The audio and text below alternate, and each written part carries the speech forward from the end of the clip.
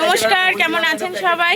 আজকে কিন্তু শ্রাবণ মাসের বৃহস্পতিবার, আর এই বৃহস্পতিবার দিনকে কিন্তু দোকানে কম বেশি বেশ অনেক কিছুই রান্না করেছি।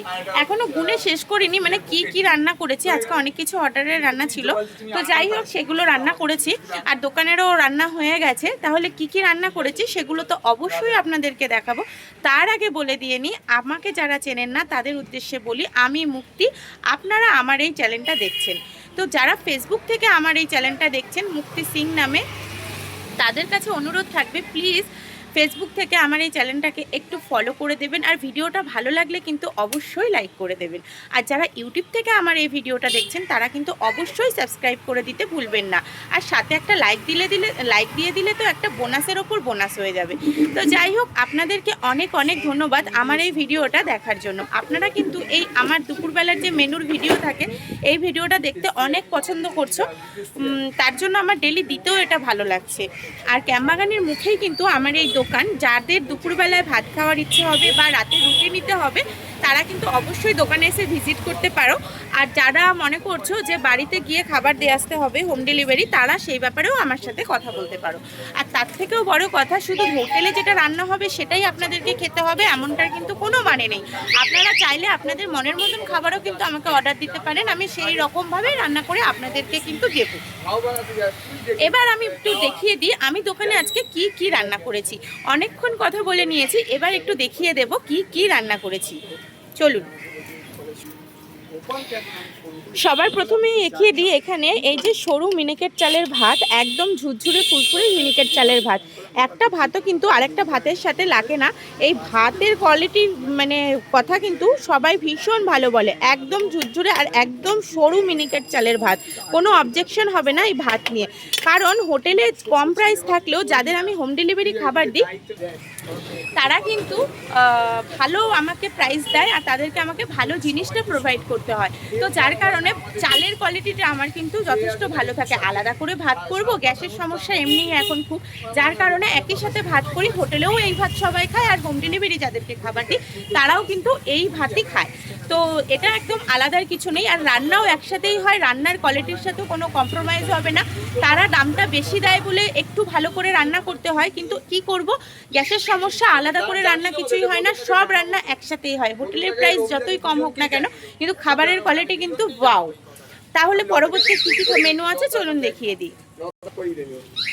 তারপরে এখানে কিন্তু আজকে করেছি মুসুরির ডাল।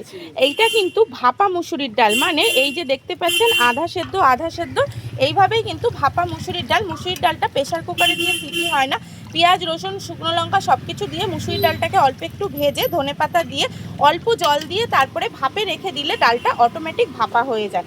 তো সেইভাবেই আজকে ডালটা রান্না করেছি।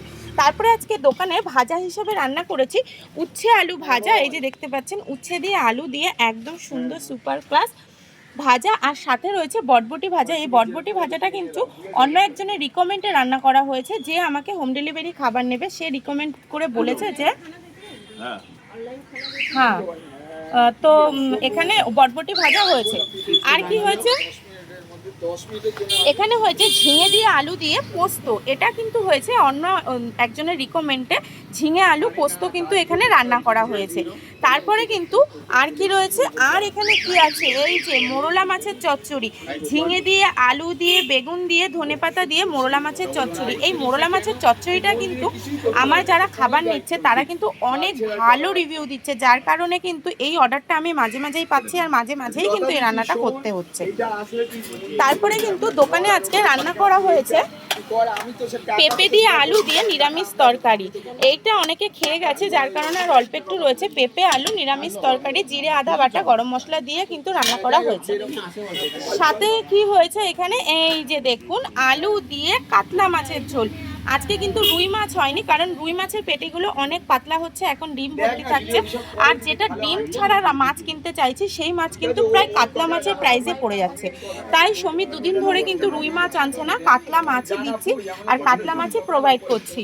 তো যাই হোক, এই হচ্ছে আজকে আলু দিয়ে মাছের ঝোল, এখানে পেঁপে আলু তরকারি, মোরলা মাছের চচ্চড়ি, আর রয়েছে এখানে ঝিঙে আলু পোস্ত, উচ্ছে আলু ভাজা, বটবটি ভাজা, মুসুরির ডাল, আর রয়েছে ভাত।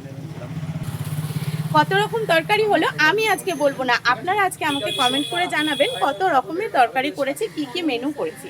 তাহলে এখন নমস্কার, কালকে আবার দেখা হবে অন্য কোনো ভিডিওতে, মানে দোকানেরই অন্য কোনো একটা ভিডিও নিয়ে আবার কথা বলবো আপনাদের সাথে। আর তার আগে বলে দিই, টাকা পয়সা দিয়ে সাহায্য করতে হবে না, আপনাদের একটু সহানুভূতি আমি কাম্য করি। আপনারা যদি আপনাদের নিজস্ব পেজে আমার এই ভিডিওটা একটু শেয়ার করে দেন, আমি অনেকটাই সাহায্যফুল হব। এখন আপনাদের কাছে নমস্কার, ধন্যবাদ।